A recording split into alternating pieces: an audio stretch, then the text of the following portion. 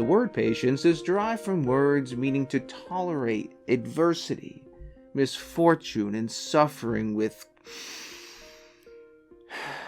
calm endurance.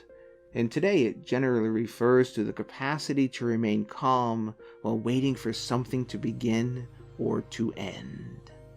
The persistent lack of patience can lead to anxiety, anger, and overall dissatisfaction with life, because the tasks in front of you are viewed as mere chores to complete rather than as experiences to be enjoyed, discouraging you from truly being present, while also straining your relationships with family, friends, and coworkers. And yet, with patience, you become empowered with self-control, humility, and kindness, so you can stay in the present and hold your image while fostering positive relationships with those around you for added resilience. The question becomes, what might you do to foster patience in your life?